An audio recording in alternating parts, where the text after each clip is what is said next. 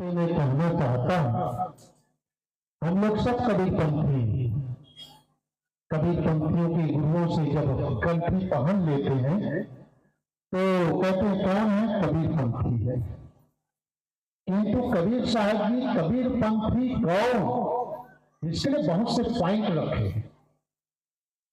Line से तो नियमावली नहीं बना है, किंतु आपके बीच में रखूंगा तो आप कहेंगे कि कबीरपंथी कौन, किसको हम कबीरपंथी कह सकते हैं।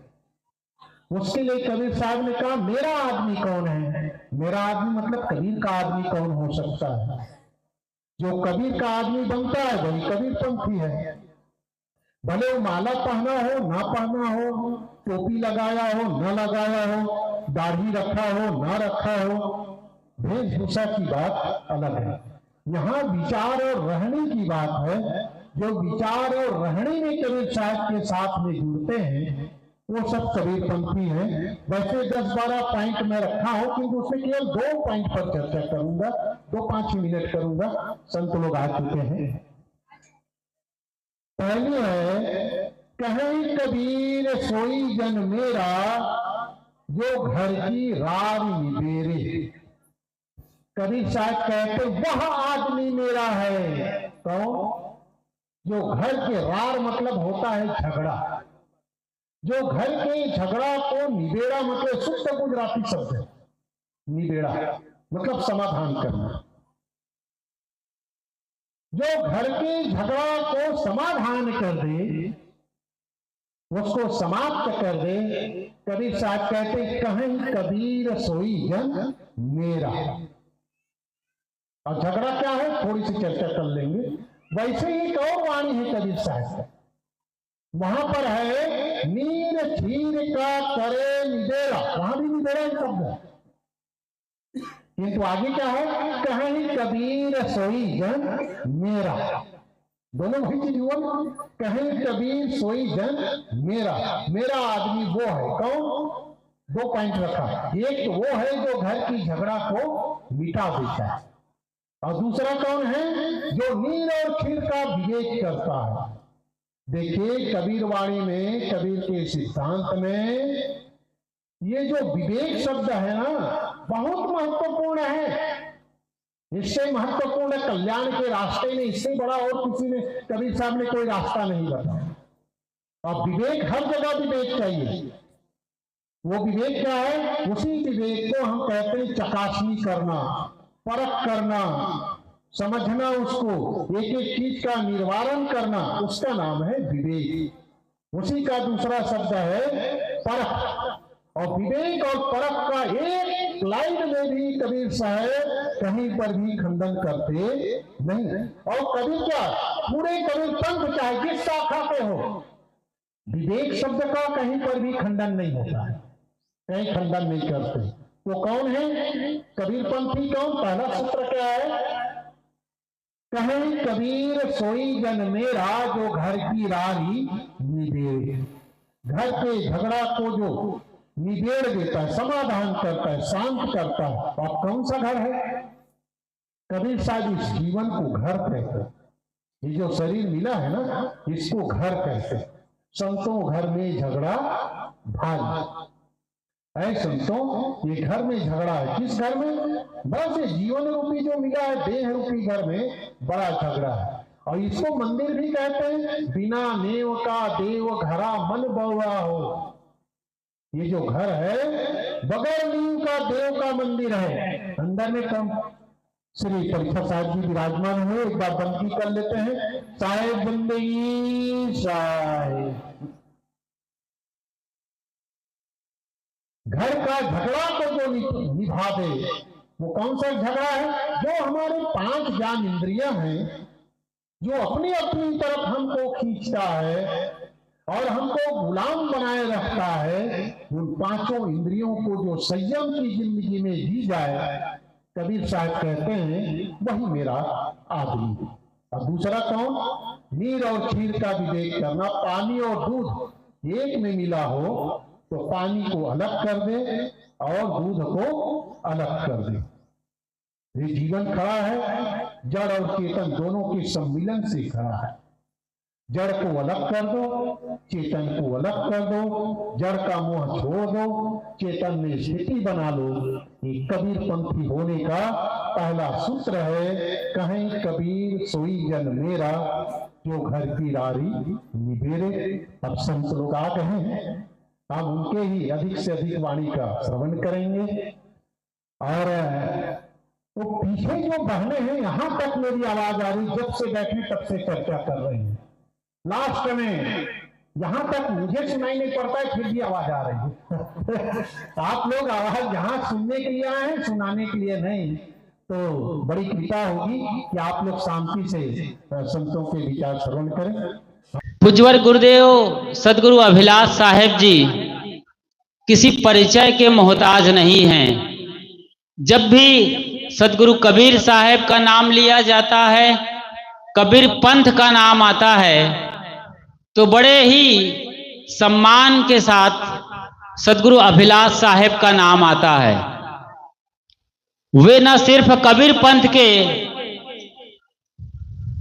मसीहा थे, बल्कि मानवता के लिए पूरे अध्यात्म जगत के शिखर हुए हैं। उनकी बचपन की एक घटना मुझे बड़ी प्रियकर लगती है। वो बैठे थे अपने गांव में, जब घर में थे तब की बात है। सोचिएगा, विचार करिएगा, आपकी जैसी उनकी हालत थी। जो आप सोचते हैं आज, अभी बिल्कुल आपके ही कंडीशन में थे।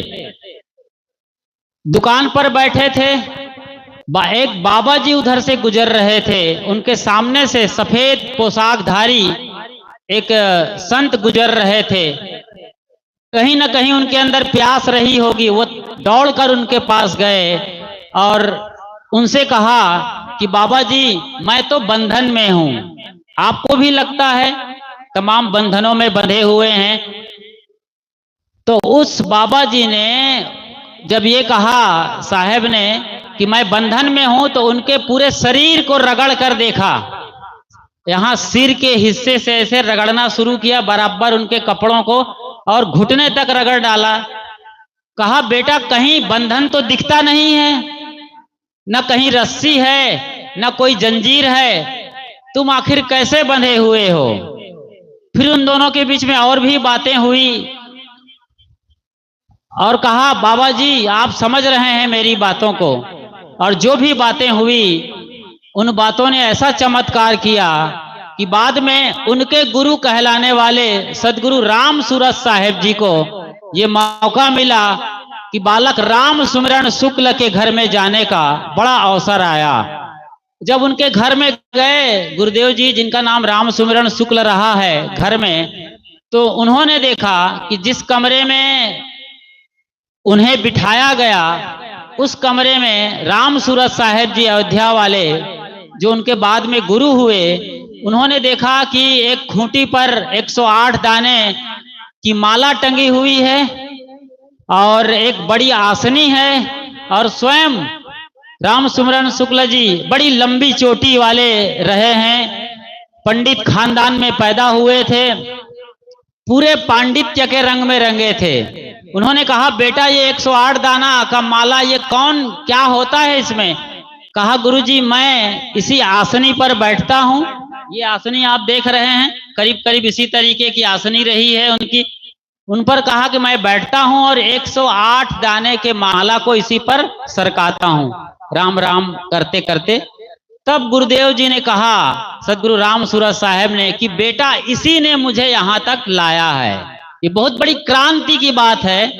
आप लोग जो अभी पूजा कर रहे हैं, अभी दुर्गा पूजा किया, किसी ने गणेश पूजा किया, या और भी देवी देवताओं को पूज रहे होंगे, जो अभी अभी शुरू हो रहे हैं कबीर पंथ में, तो पूजा व्यर्थ नहीं है। आप सही तरीके से पूजा करिए। यही पूजा, प्रार्थना, अनुष्ठान और जो भी आप करते हैं कर्म कांड, एक दिन ऐसे ही जैसे सदगुरु का पूरा जीवन बदल गया, वो सदगुरु जो बालक राम सुमिरन शुक्ल के नाम से जाने जाते रहे, अपने घर और गांव में शिव, ब्रह्मा और विष्णु की बड़ी पूजा करते रहे, कबीर पंथ के गुरुओं को लताड़ते रहे कि ये लोग भगवान नहीं मानते, इनसे ना मुलाकात हो, ना मिलना हो। देखिए जब उनके गुरु मिले तो सारा कायाकल्प हो गया, सारी दुनिया पलट गई और वो कबीर साहब के रंग में इतने रंग गए कि आज भी लोग जो उन्हें जानते हैं, उनके साथ जिए हैं, उन्हें उनके जमाने में जीवित सदगुरु कबीर कहा करते थे। तो ऐसे क्रांतिकारी संत हुए हैं सदगुरु अभिलाष साहेब जी, जो अपने जीवन यानी रहनी, कथनी, करनी और रहनी से पूरे समाज को आंदोलित किए। यहां से दूर अयोध्या में उनके गुरुदेव रहते थे, सरयू किनारे। उन्होंने कबीर पंथ का काखा सीखा और जब सीख गए तो फिर यहाँ गंगा किनारे आकर बैठे प्रीतम नगर में 1976 के साल में। तब भी कॉलोनी वाले उन्हें लताड़ते थे, ये मुड़िया बाबा कहाँ से आ गए हैं, रोज हमसे भीख मांगेंगे, चंदा मांगेंगे। गुरुजी ये बातें अपने कानों से, अपने नजरों के सामने सुना करते थे। सोचिए क्या उनकी हालत हुई होगी। पूज्य धर्मेंद्र साहब जी से मैंने चर्चा किया तो वो बताते रहे कि हम लोग कुछ हफ्तों तक गेहूं भी उबाल के खाते रहे, आटा नहीं था और कुछ अनाज नहीं था तो गेहूं उबाल के खाए। श्री साहब जी ने बताया, जो वर्तमान यहाँ के गद्दी नसीन गुरु हैं, वो बताते थे कि यहाँ से तकरीबन 20-25 से 30-40 किलोमीटर दूर अजुआ हम जाया करते थे, जहाँ एक आश्रम है। उस अजुआ गांव से साइकिल पर बांध करके वो खुद पीछे बंडल बांध करके पेरा लाए, पैरा पुआल संतों के सोने के लिए। तो किस दौर से हम लोग गुजरे होंगे, हम कल्पना भी नहीं कर सकते हैं। और आज हम उन्हीं सदगुरु की छत्र छाया में भव्य आशियाने में बैठकर, एक जमाना था जब सामियाने में वहां उस कैंपस में सत्संग हुआ करता था। आज हमारे गुरु भाई जो यहाँ पर करमचंद, धनंजय, रामेश्वर साहब जैसे लोगों ने ये संभाला, गुरछेम साहब और कृपा शरण साहब और स्वयं गुरुदेव जी, इन सब से मिलकर एक कायाकल्प जो किए हैं, ये बड़ा अद्भुत है और एक मिसाल है। पूरे कबीर पंथ में इतना बढ़िया व्यवस्थित ना तो पंडाल लगता है, ना भोजन व्यवस्था होती है, ना इतना कायदे और करीने के साथ कहीं पूरे भारत में और भारत के बाहर कोई कबीर पंथ का आश्रम है जहां इतने सिस्टमेटिक ढंग से ये सारा समायोजन किया जाता है। और ये सब कुछ हुआ है गुरुदेव जी के उस दहशत भरी या कहें उस महान मतलब क्रांतिकारी आंदोलन के जरिए जो उन्होंने अपने जवानी और शुरुआती दौर में झेला। आज हम बड़े आराम से बैठकर ये सब कुछ देख रहे हैं, सुन रहे हैं, समझ रहे हैं। बस एक छोटी सी प्रार्थना है, हम उनके साहित्य को पढ़ें, उनके गुरुजनों को, उनके चेले और उनकी चेलियों को हम सुने और अपने जीवन में अंगीकार करें उनके आशीर्वचनों को, और ऐसे ही करते हुए अपने जीवन को धन्य बनाते हुए कल्याण और मोक्ष के मार्गी बने। इन्हीं शुभकामनाओं के साथ आपके भीतर बैठे गुरु के उस परम आत्मा को प्रणाम। साहेब बंदगी साहेब। बहुत बहुत धन्यवाद। धन्यवाद इसलिए कि आप बहुत सुंदर विचार दिए। धन्यवाद इसलिए कि आप जल्दी बंद कर दिए मतलब समय से बंद कर दिए। अच्छा लगा, क्योंकि आप अललढक प्रवक्ता गुरुदेव जी कहा करते थे, लंबे समय तक बोल सकते हैं, अपने विषय का प्रतिपादन कर सकते हैं, लेकिन अपने विषयों को रिड्यूस करके, संक्षिप्त करके थोड़े में प्रस्तुत किए। इसके लिए धन्यवाद।